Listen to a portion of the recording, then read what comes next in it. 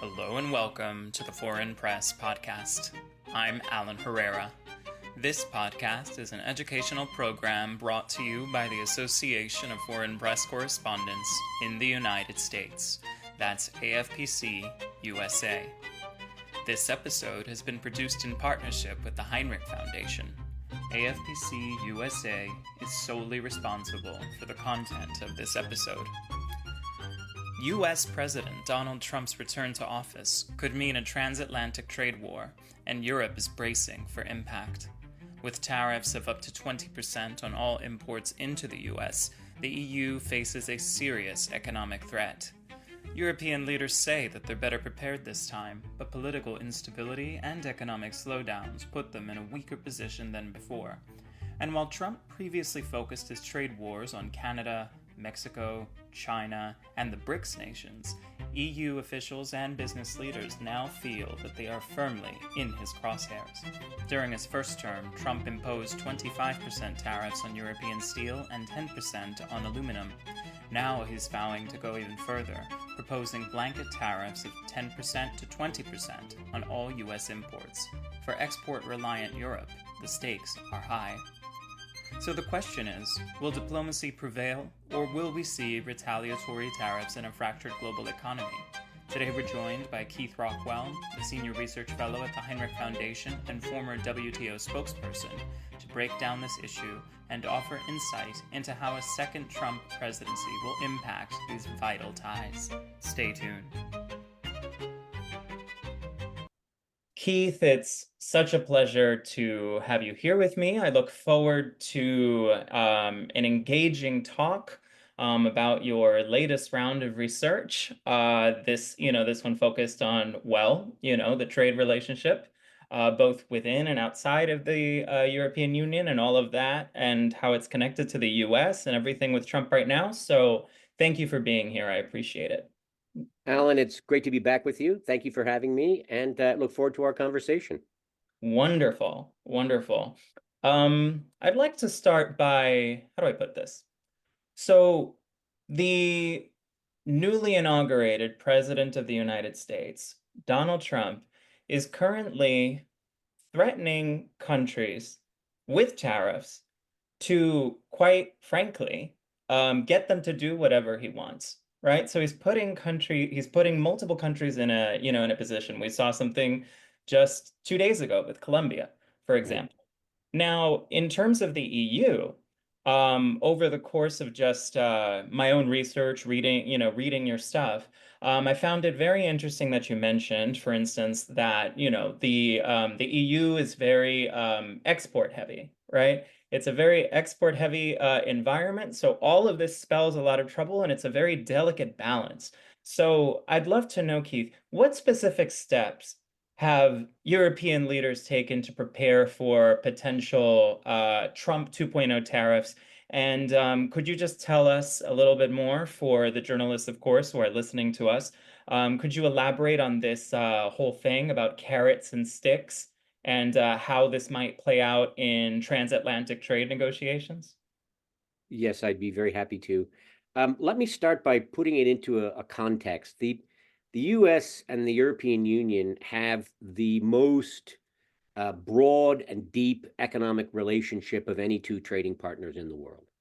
You're talking about the EU exporting over $700 billion to the U.S. and the U.S. about $600 billion to Europe. There's a deficit with respect to goods of a little over $100 billion. But on the other hand, the U.S. has got a rather significant surplus when it comes to trade and services. Now, President Trump doesn't take this on board too much, but as you know, more people are employed in the services sector than in the manufacturing sector by a huge margin, and services are the kind of cornerstone of the U.S. economy. Now, beyond that, you have massive foreign direct investment. In each case, over $3.5 trillion invested on either side by the two parties. And this, of course, means millions of jobs. So there's a very close relationship, economically speaking. There is also, of course, historical links and very important strategic and military links. It's important to keep this into context because as worried as the Europeans are about a trade war, there is something that makes them much, much more worried, and that's the real war on their eastern border. The notion of Vladimir Putin and the Russians storming across Ukraine and knocking on the door of the EU, those fears that they harbor are real.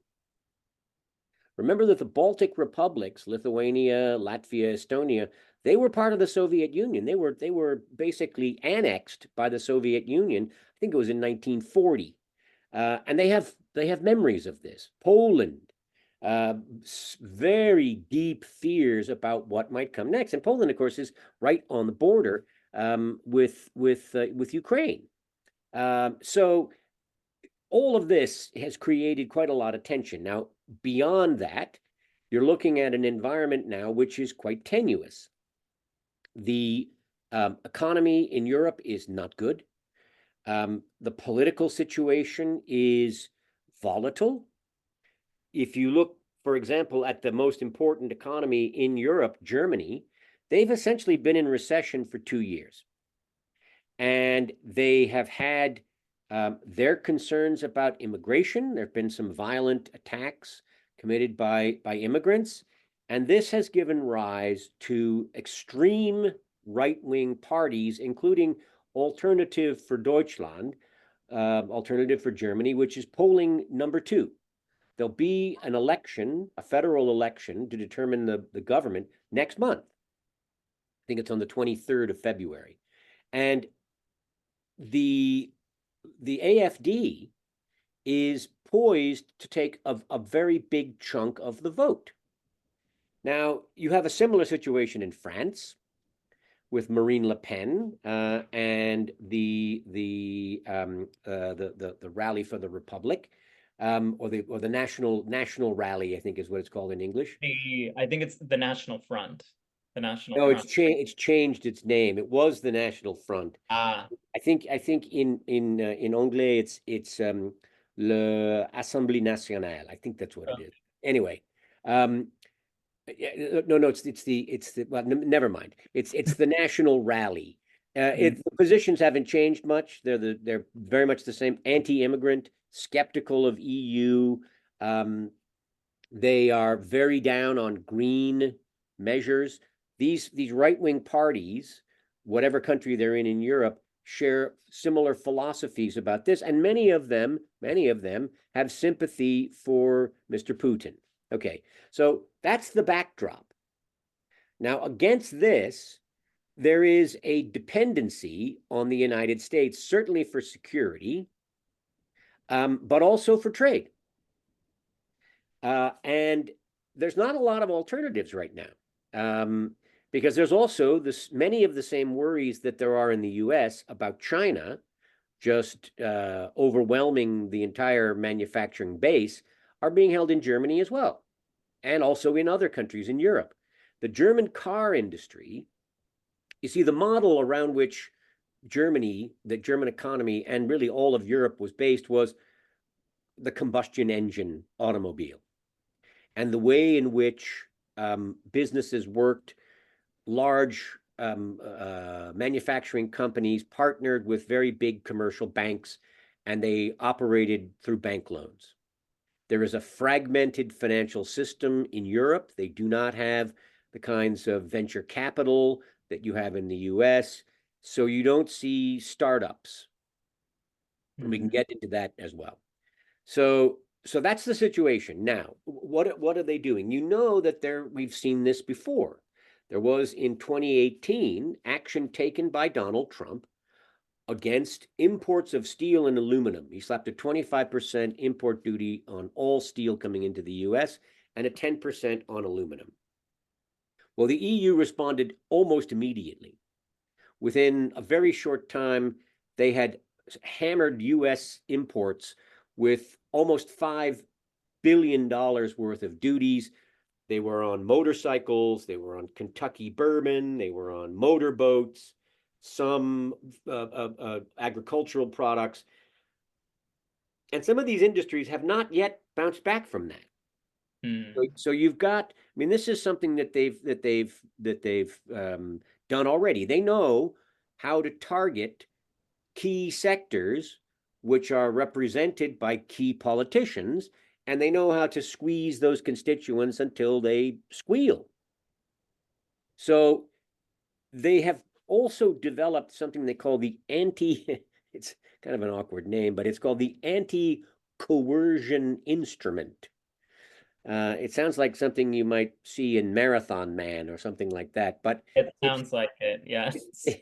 but it's what it is essentially a streamlined way of being able to respond to what they believe is aggressive commercial action.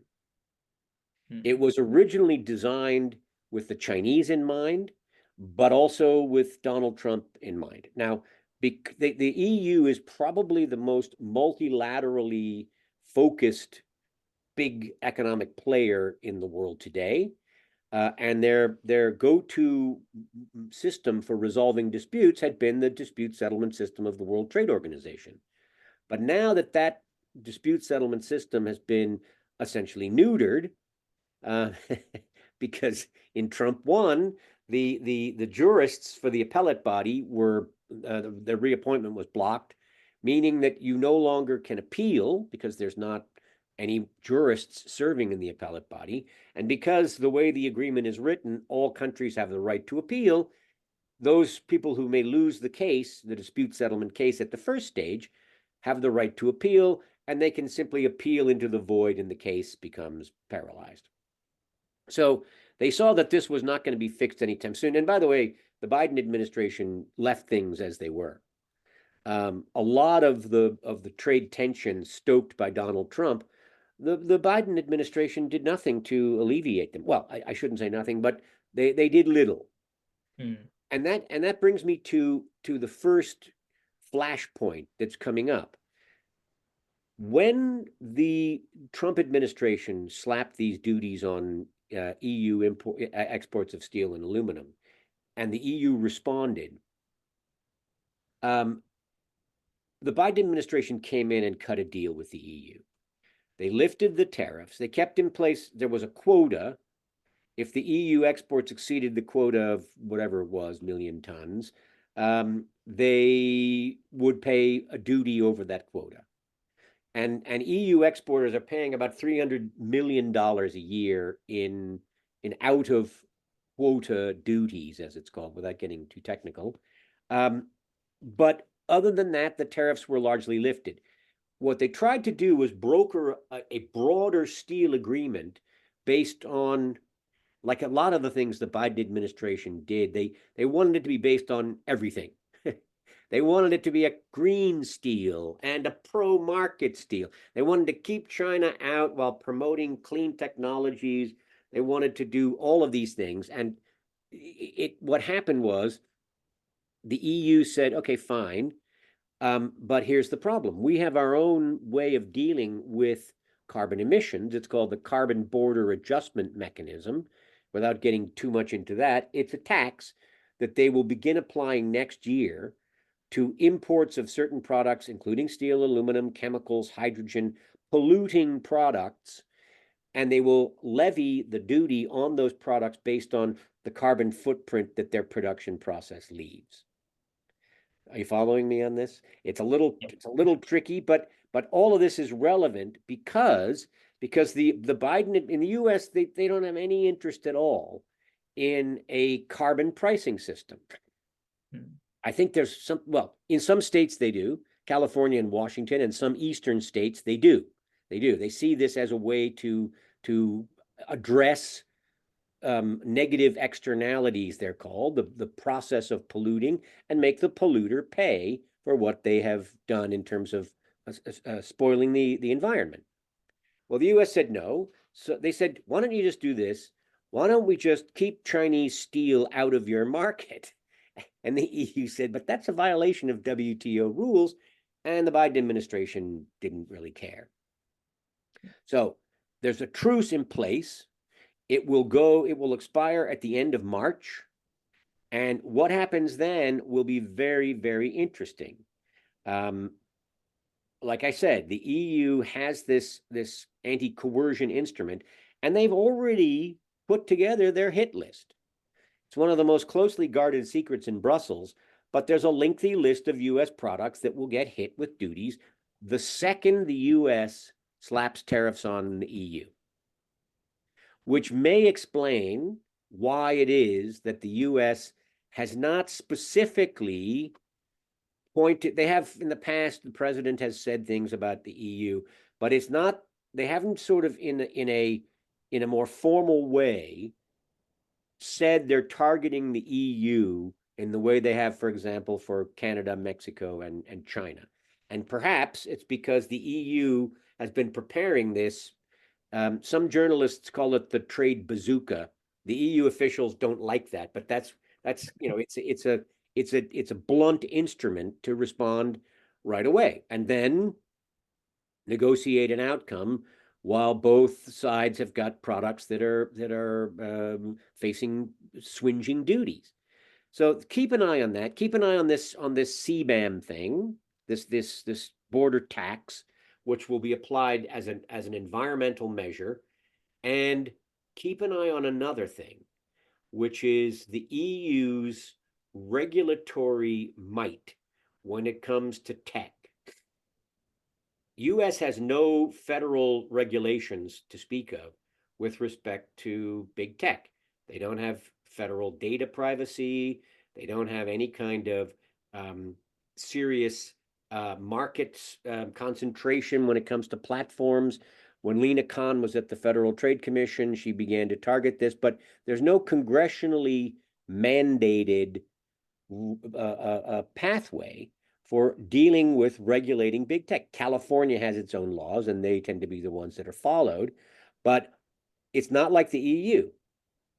And so you've got this block of 27 countries, which has a great deal of regulatory clout. Many people say, including many Europeans, say maybe they are over-regulated. But you can see how at a time when you've got a president who wants to cut regulations, cut taxes, scrap environmental measures, there will be tensions. Now, remember what I said in the beginning, the EU is completely dependent on the US to defend its borders. And President Trump has said, and he's absolutely right about this, that for too long, the Europeans have not paid their fair share for defense. Spain, for example, pays 1.28% of its GDP for trade, which is below the NATO target of 2%. Belgium, I think, is about 1.8%, something like this. They're meant to be at 2%. Trump is now calling for 5%. Yeah. I mean, let's talk about going up to 3%. And many of I think about 2/3 of the NATO countries have now reached the 2%. And some are going beyond that. The Baltics that I mentioned, Poland, they're far beyond that. So, and what you've seen with Trump is this notion that you can flamboyantly wield this trade saber about things that have nothing to do with trade, like we saw with Colombia a couple of days ago. And we've seen it with Denmark, for goodness sakes, because the president would like for the US to somehow obtain Greenland. And the Danes are saying, wait a second. Denmark is a Danish possession, and it's a self-governing island for the Greenlanders. But there are apparently minerals there, and there are strategic considerations as well, particularly as the Arctic ice begins to melt and ships can go through the Arctic Ocean more smoothly. So this is a very long response to your question, Alan, for which I apologize. You said, what will they do? Now, I mentioned the anti-coercion instrument because they do have this in their back pocket. That's not what they want to do at all. They want to do a deal. And they did a deal back in 2019 the commission president, then the Luxembourgeois Jean-Claude Juncker went to Washington and said, we'll buy more liquefied natural gas, we'll buy more soybeans. What do you think? And the president said, okay. And they can still do that. U.S. shipments of LNG have gone soaring. They are now the biggest provider of this, but there is scope to provide more, particularly if the Russians are elbowed out of that market. They can no longer deliver by tanker oil or by pipeline, but they can still deliver LNG to the European market. Now, that's one thing. Another thing, you could get European companies investing in plants and equipment in the US. They like the fact that energy is anywhere from a third to a fifth of the price in the US that it is in Europe. They like a less regulated environment. There are still going to be some benefits from the Inflation Reduction Act that would be available to companies that invest there. So, I mean, these things, buying more LNG, buying more soybeans, investing more in the US market, these are things that they might want to do anyway. In fact, the indications are that they would. So, military equipment, buy more military equipment, that's another thing that they could do. And all of those things are not by any means outside the realm of possibility. So the question is, will this be a deal? And the president is, to his core, a deal maker. The art of the deal. There you go. And he's got a deal, will he accept that? I mean, they haven't really started talking about it yet. He's been more focused on other things, but I think Ursula von der Leyen, the commission president, is going over there soon. Let's see what happens. But those are sort of the outlines of the way this thing is evolving and what you might see and it's going to happen soon. It's going to be a couple of months. Yeah, I mean, it's interesting right now just getting some insight into, well, one, right, like the role that European investments in US-based production facilities, right? Like the role that would play in the word would be well, like alleviating tariff threats. But it sounds to me, right, like I thought what you mentioned just now was very interesting. You mentioned how essentially Trump is he's leading the charge, so to speak, right, in taking things that are not trade related and sort of using them as a bludgeon, right, to then affect to impact trade, to affect trade. And it's interesting to see all of this happening against the backdrop of his talk, shall we say, of territorial expansion. Now, amid all of that, right, like, I guess just a random question that comes to mind, right? So the EU is currently going through it for, for lack of a better term. But I'm wondering, would the EU's internal political instability undermine its ability to present a unified front in trade negotiations with the US? And and I suppose another thing that comes to mind is you've given some insights, but are there any lessons from Trump's first term that the EU can leverage to better handle his trade policies this time around? It'll just be interesting to get a picture, given, of course, all of these crazy factors that are impacting, well, discussions and that will continue to impact them. Yeah. Well, the answer to your first question, are there divisions in the EU that make it difficult to negotiate? Very much so. Trump has his very strong supporters inside the EU, not least Viktor Orban, the boss of Hungary. A big one. Yes. He is. And he is a very pro-Trump guy. But there are others, including within the political parties. I mean, Nigel Farage, who heads the Reform Party in the UK, is a big Trump fan, and Trump likes him. I mean, Trump was saying that he should be the ambassador, but he's running this party, which is an interesting thing, because although they only have, I think, 5 seats in the House of Commons, they got 14% of the vote. And one of the things they're pushing for in the UK is election reform. So there's more proportional representation, which would, of course, give them a bigger share of the members of parliament. He has his supporters. A lot of the same political vibes that are going through the U.S., you have them over here too. In every country, whether it's pushback against green initiatives or anti-immigration or your feelings about Putin, these are very, very much to the fore here, like they are in the U.S. And it creates divisions across the EU and within member countries. I mean, the German campaign has been quite fierce. And what's going to happen, I don't know. But the way the things are looking right now, there's going to be a serious realignment. And even the socialists are starting to say we need to crack down on immigration and on crime.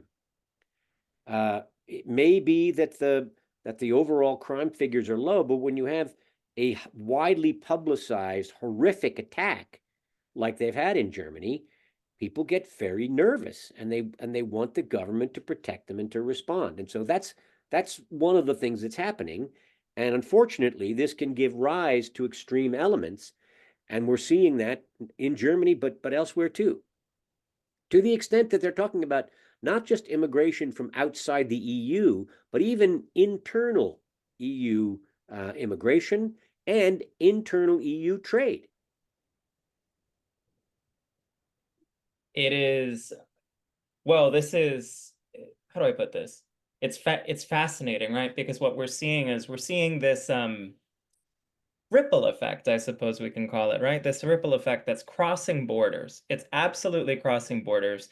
And all of this is juxtaposed against the fact that, and we touched upon this in like a past conversation that we had about, the rise of far-right parties, right? But we see these authoritarian regimes that are just continuing to gain power. And given the impact that that's having on the social fabric, right? The social fabric of Europe, it'd be interesting to know, right, how a trade war, right? Like if they engage in a tit for tat trade war, right? That's the term that comes to mind right now. How might this trade war between the US and Europe uh, impact developing economies or the nations in BRICS, for instance? Oh, that's a very good question. What's important to keep in mind is that the EU is big, and if they get hit by the US, they will hit back, and it will hurt. Like I said, the Harley Davidsons and the Maker's Marks of the world, they don't want to see a repeat of what happened 7 years ago. Not at all. With respect to other parts of the world, well, here's one of the things that's happening is as people are looking at the US taking on a much more protectionist and isolationist position, they're looking elsewhere. As you know, the EU has just done a deal with Mercosur. It still has to be approved by the French, and I think maybe the Italians. I can't remember. Or maybe it's Irish. The Irish have a problem with beef. But the fact that it looks as though their biggest trading partner is now not reliable. This could spur people to move. The EU have also intensified their negotiations with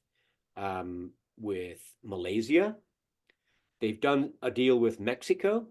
They're working with even with India to try and get a broader, deeper economic relationship, an agreement that would buttress this emerging relationship. Now, are you going to be able to turn things around overnight with all of these historical and cultural links that the U.S. and the Europeans have? It will be very hard to do, but The EU are looking wherever they can to find opportunities. And if the US is going to abandon the playing field, well, the Europeans can move right in. But the Europeans, the Gulf states are also very interested in working with the EU. But the EU have to get their internal act together. There was a report by the former European Central Bank chief, Mario Draghi. He was the prime minister of Italy as well, um, in which he analyzed the European economy. Why is the European economy so much less dynamic than that of China or the United States?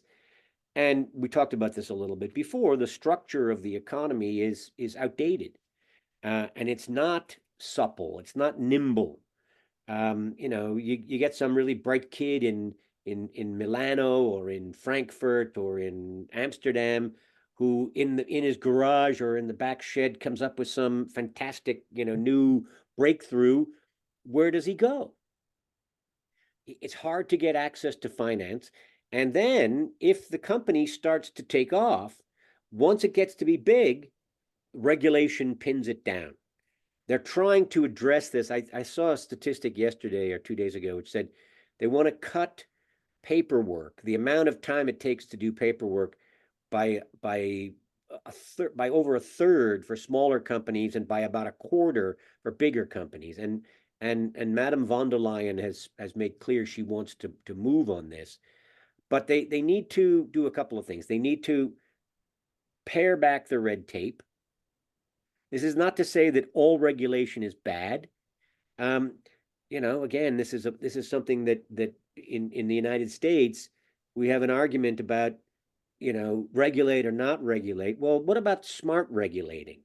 Not all regulations are good, but by the same token, to have a totally unregulated environment is dangerous. So going through and finding that. The other thing they have to do is that the common market right now, the single market that was built over the course of decades in the beginning part of this century and the century before, has not been completed.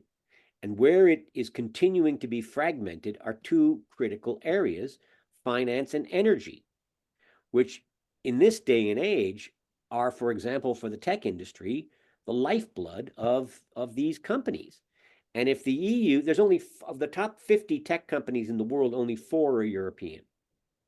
And Mr. Draghi's report says that 800 billion euros are needed to turbocharge the EU economy to move forward. Now, will they agree with this? There's a lot of disagreement about whether they go green, and a lot of the regulations that are required for environmental reasons are onerous.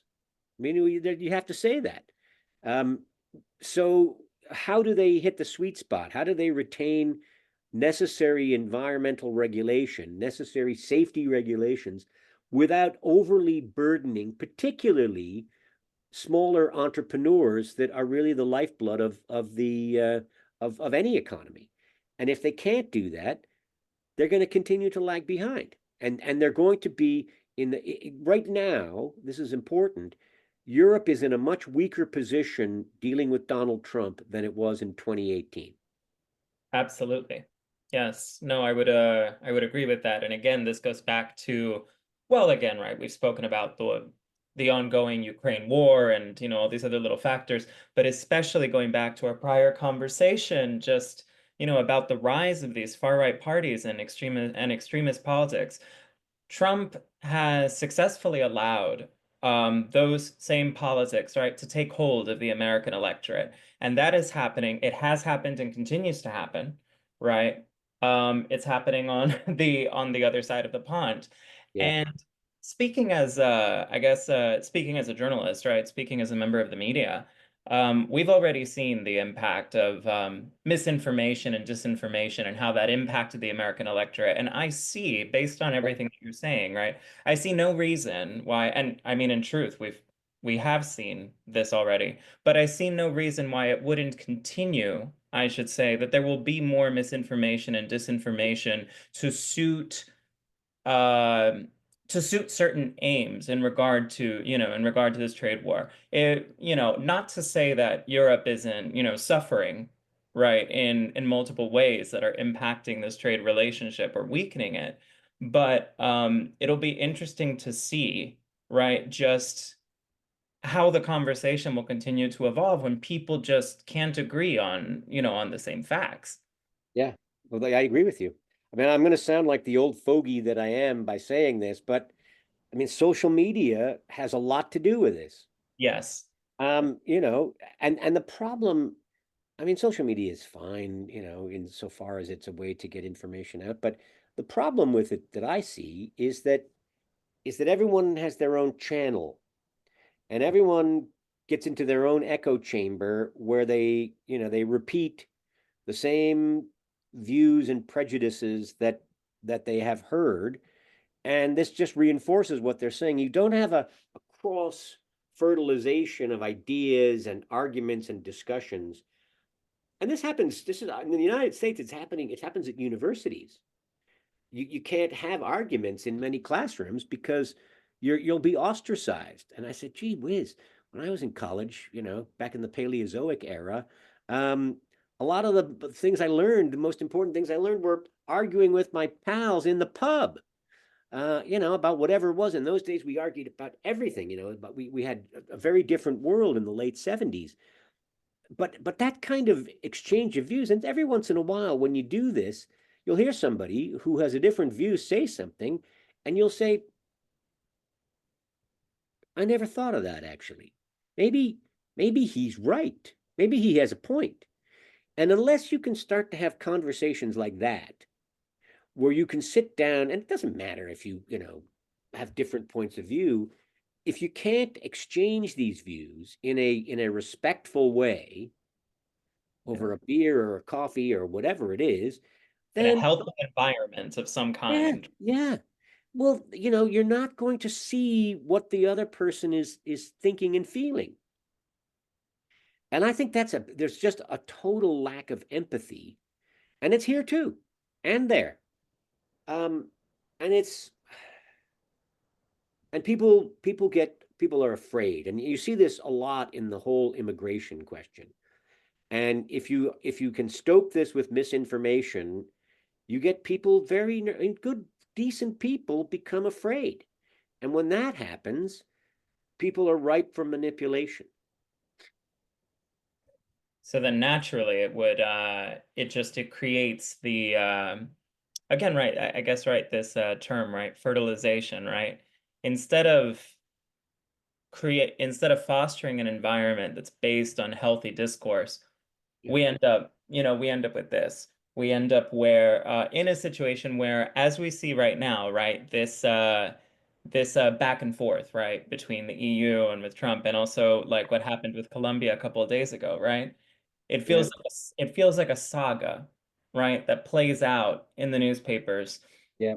And yet, and I'm sure you would agree, right? Because you of course, right, you're the expert and we delve a little deeper into these issues, right? But the newspapers themselves, and this is and this is of course a problem across all media, right? Right. They're not necessarily the overwhelming majority are not necessarily getting into the nitty-gritty of the matter and how this can just be really bad for the average, for the average consumer around the Oh yeah. world.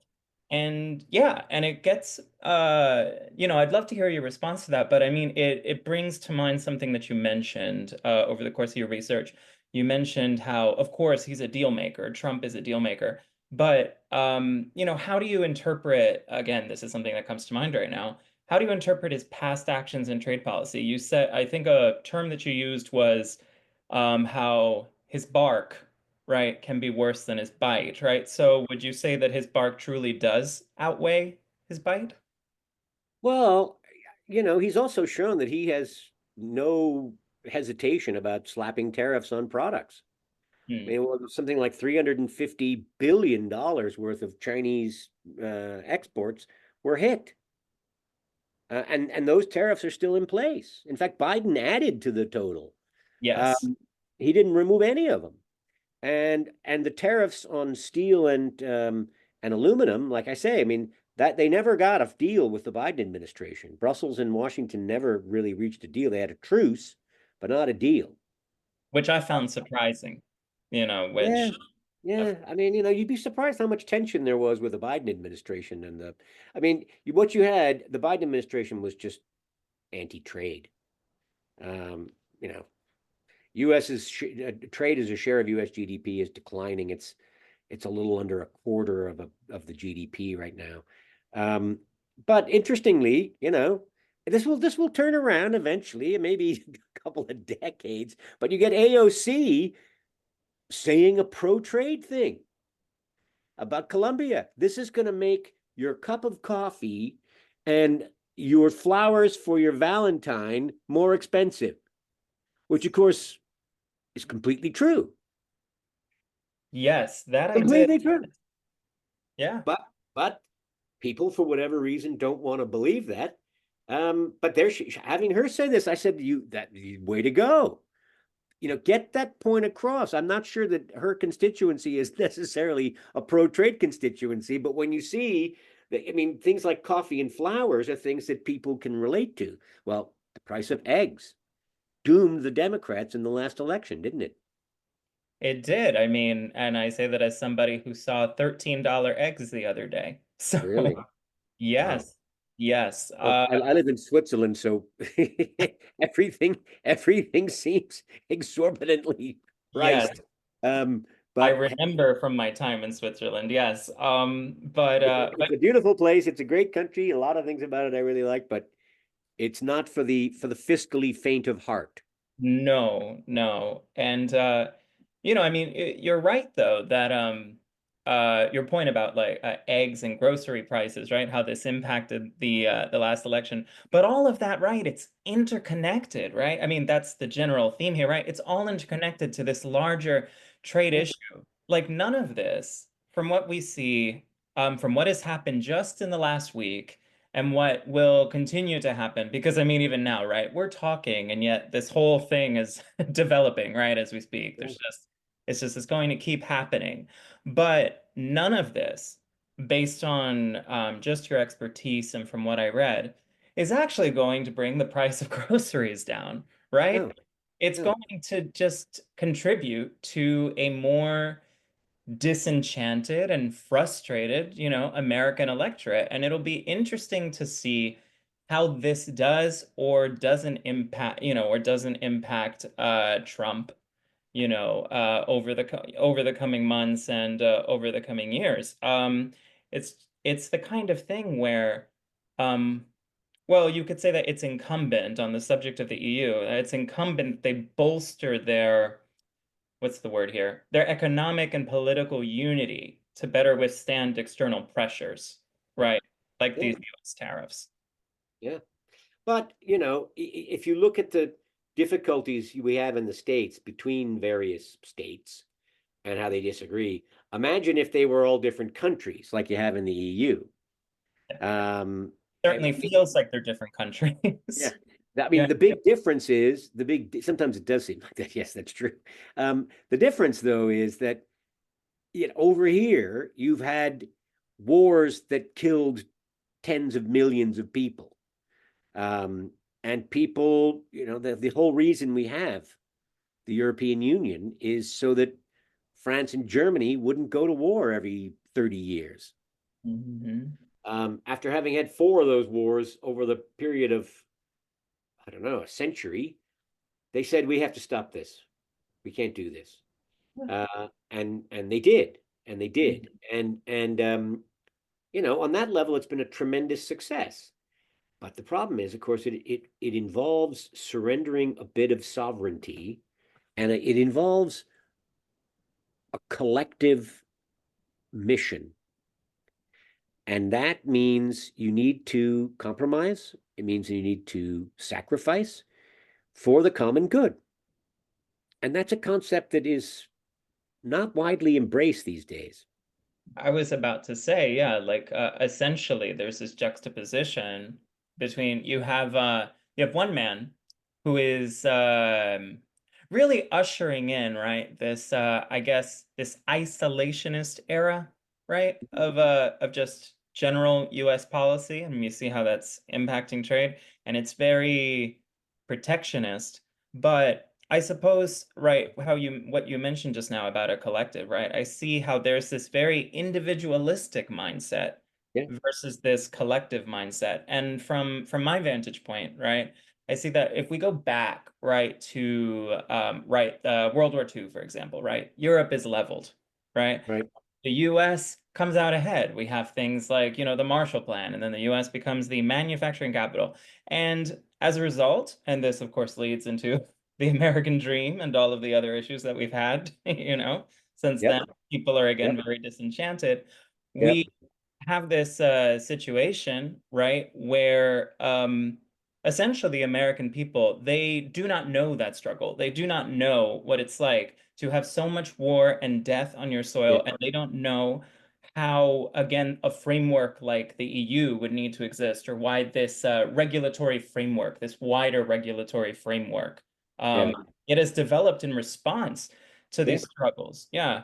And it sounds like, especially where Trump is concerned, that this is just taken for granted on the yeah, American side. So it'll be interesting to see how well, again, just more friction, more friction. yeah. And sadly, there's a tendency on the part of too many politicians today, whether the issue is immigration or whether it's trade or whether it's crime or whether it's geopolitics, the tendency is to blame foreigners for whatever the problems are, which of course is very easy because these are all very difficult problems that require a collective endeavor and it require people to sit around and try and find an outcome Mhm.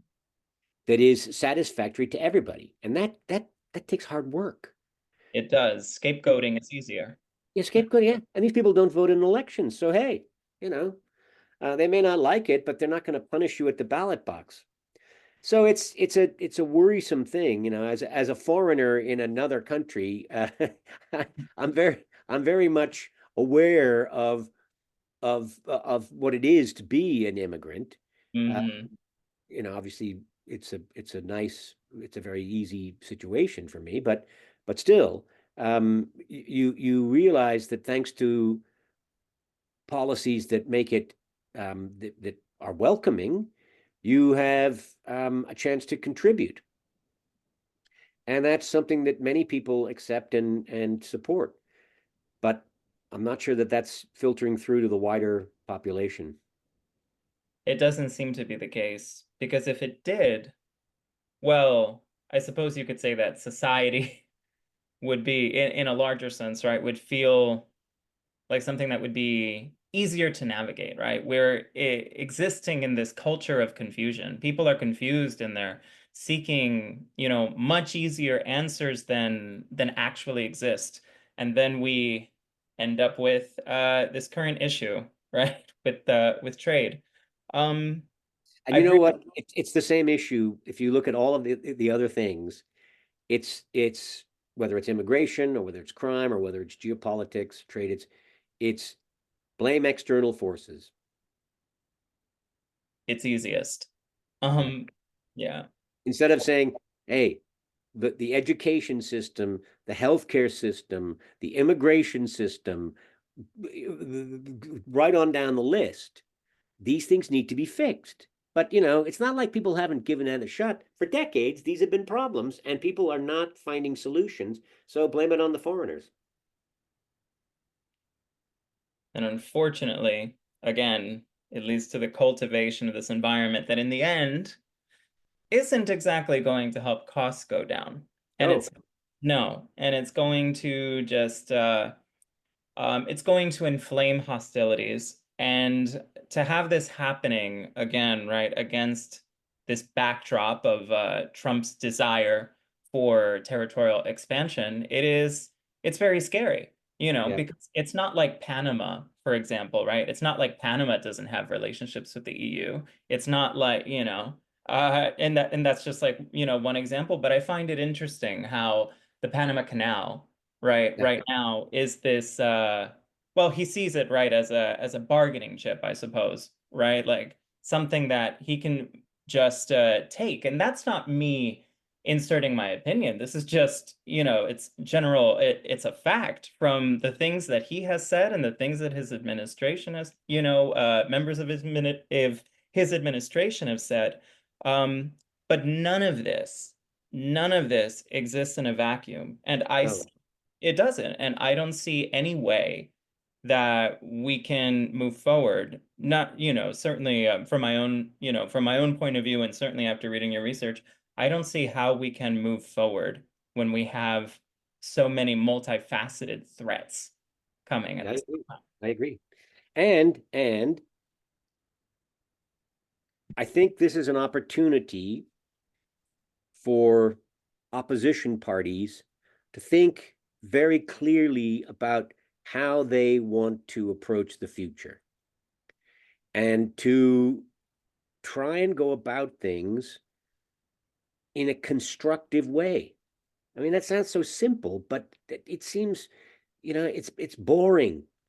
A lot of this stuff is just, it's hard work. And, putting your heads together and thinking the problem through instead of just lashing out. But hey, what do I know? I think you know a fair amount. Otherwise you wouldn't be here, right? But um, Well, thank you for saying that. But it does, I mean, it does look, you look around and you just say, well, I mean, for example, on the Denmark thing and Greenland, I mean, a deal is there to be had.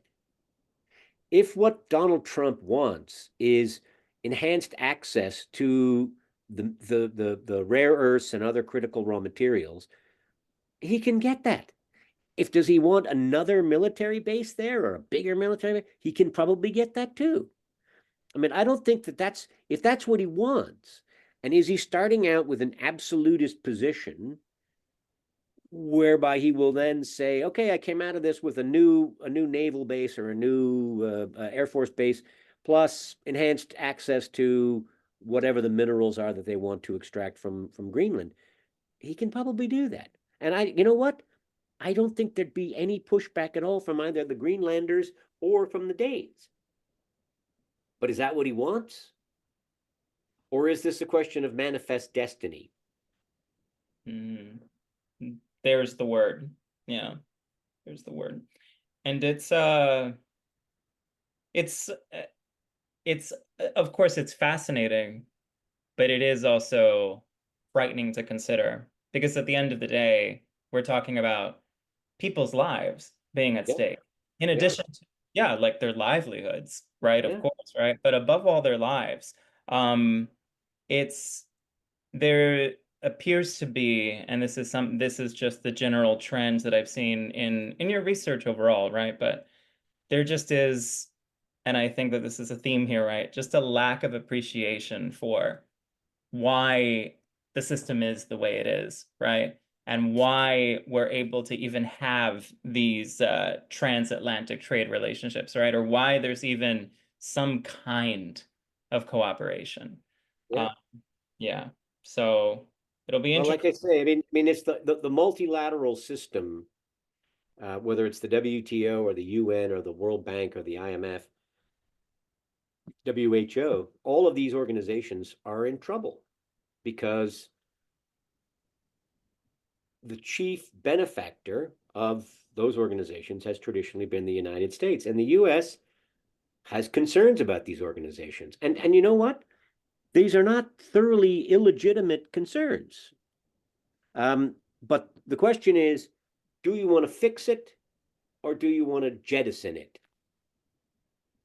And we've seen over the decades that working together through multilateral rules, whether it's the EU or the WHO or the WTO, has had benefits.